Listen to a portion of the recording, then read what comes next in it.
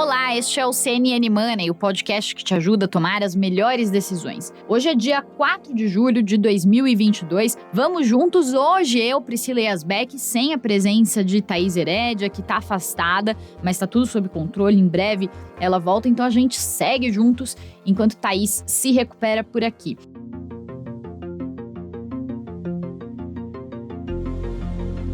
Bom, vamos falar sobre o assunto principal da semana, a tramitação da chamada PEC dos benefícios, que foi apelidada também de PEC Kamikaze, PEC Papai Noel. Tem economista que fala que é a PEC do gerente enlouqueceu, porque é uma PEC que vai colocando um monte de benefícios ali no meio, mas fato é que as discussões estão avançando. A PEC foi aprovada na semana passada no Senado. A expectativa é que tenha uma aprovação rápida também na Câmara nesta semana, porque o Congresso entra em recesso a partir do dia 17 de julho, então eles estão se apressando aí para votar as propostas que estão pendentes antes do recesso. E aí tem algumas ideias aventadas, então no final de semana algumas notícias sinalizando que Arthur Lira estaria pensando em anexar a PEC dos benefícios, a PEC dos biocombustíveis, para acelerar a tramitação. E aí hoje tem uma reunião entre líderes partidários e Arthur Lira para definir qual que vai ser a tramitação. Mas a ideia aventada aí no final de semana, então, é incluir a PEC dos benefícios dentro da PEC dos biocombustíveis, que já tinha passado por algumas etapas de aprovação, para acelerar o processo. Mas eu queria trazer luz aqui e destacar no nosso CNN Money qual que é o efeito que essa PEC já apresenta dentro da economia. Então, as soluções da política para conter o aumento de preços já estão mostrando seus efeitos,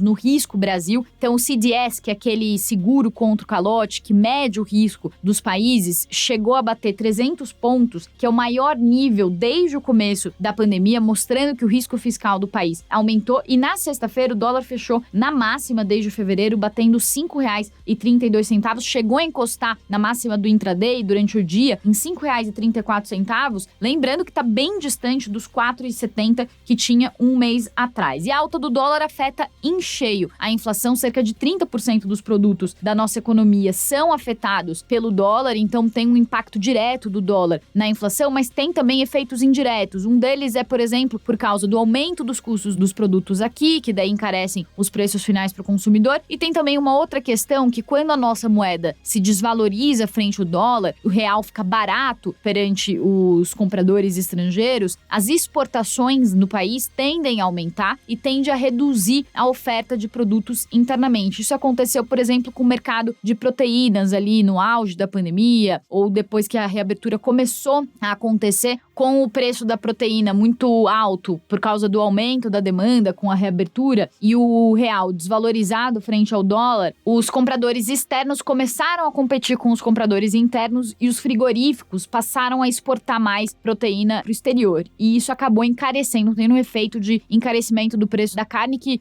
muitos de vocês devem lembrar que estava subindo horrores por aqui. Então, esses são alguns dos efeitos de um aumento do risco fiscal. Mas o que é esse tal de risco fiscal? A gente conversou com um especialista CNN em economia, o Sérgio Vale, que é economista-chefe da MB Associados, para ele explicar qual que é o impacto do aumento do risco do país nos preços e na economia como um todo. Vamos ouvir. O risco fiscal ele aparece por conta da percepção que o mercado tem pela frente de como vai ser difícil você pagar eventualmente essa dívida com déficit crescente que você vai ter, consequentemente com déficit maior, diferença de gasto em relação à receita, uma dívida mais alta, né, em cima de uma taxa de juros que já está muito elevada, né? O custo dessa dívida fica ainda mais alto. Então o mercado fica muito apreensivo com esse tamanho de dívida que a gente está acumulando hoje, no tamanho de dívida que a gente tem e o que o governo está acumulando à frente com esses riscos fiscais que estão sendo colocados. Por conta disso, o mercado fica apreensivo com o que pode acontecer pela frente, adicionalmente a essas questões fiscais, e a taxa de câmbio acaba subindo hoje com mais intensidade. Ele acaba antecipando o que você pode ter de piora fiscal à frente, como a gente está vendo acontecer agora. Dado que a gente tem um cenário ainda muito tenso, muito difícil, ano que vem a gente não sabe o que vai ser o próximo governo, como é que ele vai colocar a questão fiscal, o mercado tende a ter um segundo semestre bastante volátil, bastante tenso, por conta dessas questões muito incertas ainda. Bom, então o Sérgio explicou muito bem aí a questão do aumento do risco fiscal, como que bate nas contas públicas. E aí queria só acrescentar que na sexta-feira, depois que o valor da PEC aumentou ali de 38,7 bi, daqueles 38,7 bi iniciais para 41 bi, com a inclusão da medida de benefício também para os taxistas, o Bradesco soltou um relatório dizendo que o quadro fiscal brasileiro ficou mais incerto, com pautas que ampliam a desoneração e os gastos. Com isso, reduziu a projeção de superávit primário do setor público, ou seja, o saldo positivo das contas públicas, digamos, em 2022, de 40 bilhões de reais para 2 bilhões e 300 milhões. E alertou que ainda há risco de déficit primário, ou seja, de um saldo negativo das contas em 2022, depois da PEC dos combustíveis. Um outro ponto que é importante ressaltar, qual que é o valor que o dólar poderia estar cotado hoje se não fossem essas inseguranças fiscais? Porque o dólar está se apreciando no mundo todo, chegou a bater as máximas em 20 anos, de acordo com aquela cotação que é feita pela Reuters, que compara o dólar com as principais moedas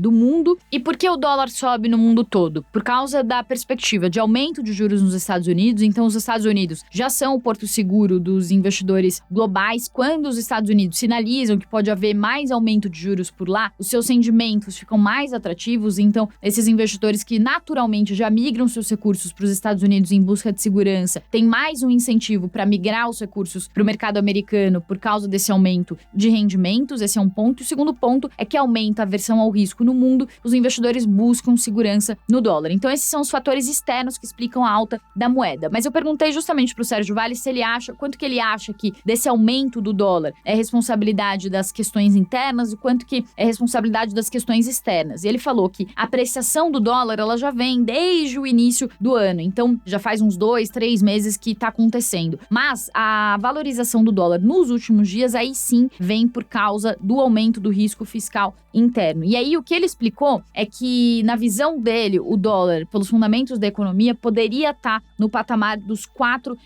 Ele falou que isso, baseado nos fundamentos da economia, no nosso diferencial de juros, porque a nossa taxa de juros está muito alta, então isso atrai os investimentos estrangeiros em busca desses nossos rendimentos mais altos, e também por causa do cenário de valorização das commodities. Por causa desses fundamentos, ele defende que o câmbio poderia estar na casa dos R$4, mas por causa dos riscos fiscais, por causa desse aumento de gastos, de descontrole dos gastos públicos, ele falou inclusive que pode haver mais apreciação do dólar, ou seja, o dólar pode subir ainda mais desse patamar dos R$5,30.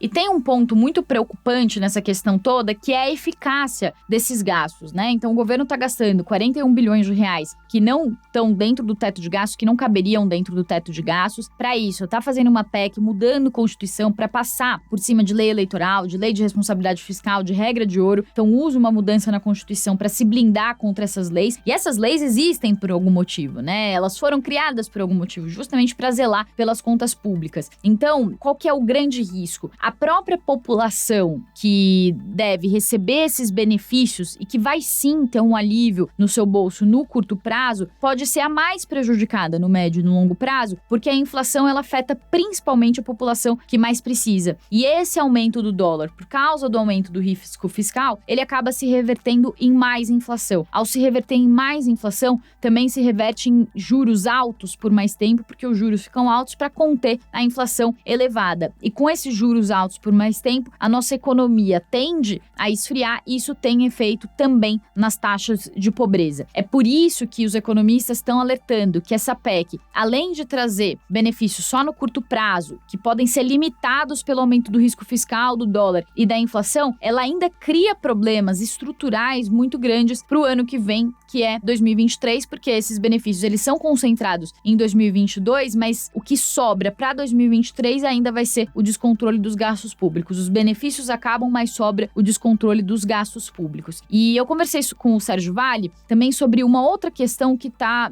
preocupando, além dessa questão fiscal, do descontrole dos gastos, que é justamente ainda nessa linha da eficácia dessas medidas, que é o aumento do preço do petróleo. Então, os países do G7 estão discutindo fazer novas sanções à Rússia, e aí chamou a atenção um relatório do JP Morgan, analistas do JP Morgan, falando que num cenário extremamente pessimista, o petróleo pode inclusive chegar a $380. Isso, $380 com essas sanções do G7 impostas à Rússia, caso a Rússia queira fazer uma retaliação, responder responder a essas sanções e se a Rússia cortar o fornecimento de petróleo para a Europa. Então, uma matéria da Bloomberg fala, né, que os analistas do JP Morgan comentam que o G7 está elaborando um complicado mecanismo para limitar o preço do petróleo russo. A gente já falou sobre isso aqui, que é aquele limite de preço para o petróleo russo, numa espécie de cartel, para reduzir os recursos de Vladimir Putin para a guerra da Ucrânia. Mas, segundo o banco, com a robusta posição fiscal de Moscou, porque a Rússia acumulou muitas reservas externas, né, ao longo dos últimos anos, reservas internas também, o país pode se dar o luxo de reduzir a produção diária de petróleo em 5 milhões de barris sem prejudicar excessivamente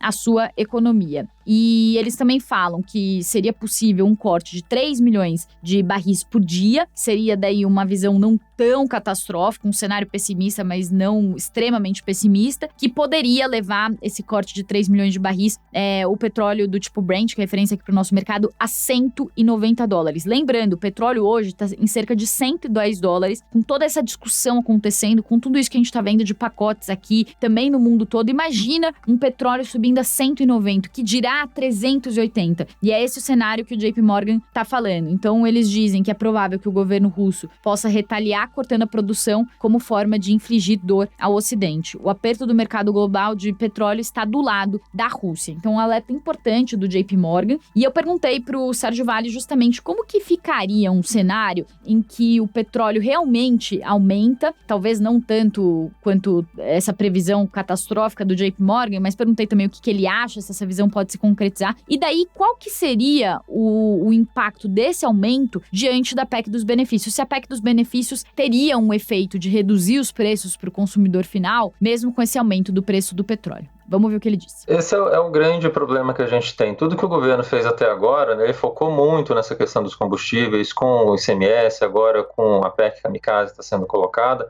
Mas, na verdade, o que a gente tem olhando para frente é, justamente por conta dessa questão fiscal muito mal colocada, a taxa de câmbio está respondendo negativamente a isso, né? Está depreciando. Coloca mais pressão em cima da Petrobras para fazer repasse de preços à frente. Se você junta essa questão do preço do petróleo, que para mim também eu vejo uma aceleração pior ao longo dos próximos meses por conta dessas dificuldades de oferta que a gente vai ter com a guerra da Ucrânia, que vai permanecer ainda durante bastante tempo, a gente tem um cenário que muito provavelmente a gente vai reverter tudo que foi feito até agora de tentar diminuir preço. Então, se a gente ainda considera que a defasagem do preço da gasolina hoje no Brasil está bastante elevada, está acima de 20%, muito provavelmente quando você olhar as próximas semanas, julho e agosto, é muito provável que a gente tenha nova rodada de aumento de preço e tudo que a gente teve agora de ICMS em queda seja revertido por conta disso. Então, o governo enxugou gelo de certa forma e, na verdade, piorou muito o cenário por conta dessa piora fiscal que está sendo colocada agora, sem conseguir reverter preço de combustível para a população que vai continuar subindo. Então, para a inflação, e aí entra o termo principal que o governo queria afetar esse ano, muito provavelmente essa reversão que a gente possa ter de combustíveis ainda pela frente, essa piora, pode tirar muito desse efeito, a inflação voltar aí para casa dos 8,5%, 9% que a gente estava discutindo até as últimas semanas. Então, infelizmente, tudo que o governo fez até agora, muito provavelmente não vai conseguir reverter de fato em benefício para a população, só vai ter custo. É um cenário complexo, como dizem os economistas, não tem almoço grátis, não tem bala de prata para conter os preços num cenário de preços, combustíveis, energia aumentando do mundo todo. O mundo todo está passando por isso, é uma crise global. Então, qualquer solução simples acaba trazendo efeitos colaterais, porque são soluções simples para problemas extremamente complexos. O que os economistas dizem é que o governo já deveria ter se planejado e deveria ter feito medidas anteriormente. O Fundo de Estabilização do Petróleo já é discutido desde o começo do ano passado, inclusive chama atenção, a gente falou sobre isso aqui, que na PEC dos combustíveis tem ali no texto um destaque dizendo que houve um aumento imprevisível do preço dos combustíveis e do petróleo no mundo todo, mas de imprevisível isso não tem nada. Todos os economistas já alertavam desde o começo de 2021 que haveria um aumento do preço dos combustíveis no mundo todo. Então, quanto mais as nossas medidas aqui para conter esses avanços de preços forem populistas, forem imediatistas, não levarem em conta o planejamento das contas públicas, isso vai acabar prejudicando a própria população que essas medidas inicialmente visam beneficiar. É essa discussão que tem que ser feita nesse momento, né? Entre o aumento de preços galopante, que acontece não só aqui no mundo todo, quais são as medidas mais efetivas e que menos vão ser prejudiciais e que vão prejudicar menos a nossa economia no médio e no longo prazo. Essa é a grande discussão do momento, não só aqui como no resto do mundo, a ver então como as soluções políticas vão se encaminhando e como que elas impactam a economia. O CNN Money, claro, sempre vai trazer essas repercussões aqui detalhadas para vocês.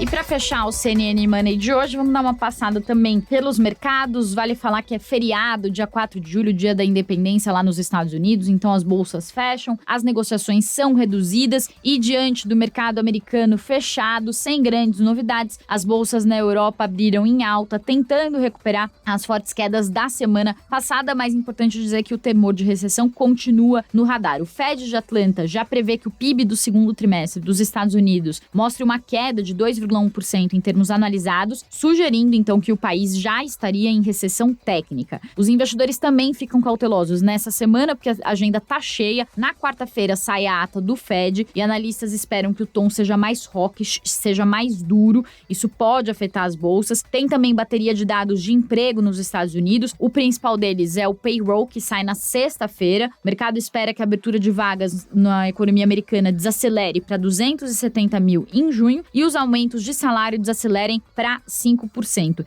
E tem um outro fator também que está pesando aí sobre o mercado, está abalando aí um pouco dos ânimos, que é a temporada de balanços, que começa na semana que vem, no fim da semana que vem, está inspirando também cautela. Os analistas estão avaliando que as recentes baixas nas ações aconteceram mais por uma questão de valuation, de precificação, do que por uma questão de redução de ganhos de fato, de redução de receitas. Mas essa nova bateria de resultados deve trazer muitas revisões de guidance, de projeções de lucros, projeções de receitas para o futuro, e isso pode reforçar a tendência de queda no mercado. Então, com isso, o mercado vai operando aí entre ganhos e perdas, hoje com um pouco mais de ganho do que de perdas, mas estamos em tempos de bear market, então tendência de queda, os ganhos não se sustentam por muito tempo. Essa é a expectativa dos analistas, que esses suspiros sejam breves. E o CNN Money de hoje fica por aqui. Desejo a todos um ótimo começo de semana, uma ótima segunda-feira e amanhã tem mais. Tchau!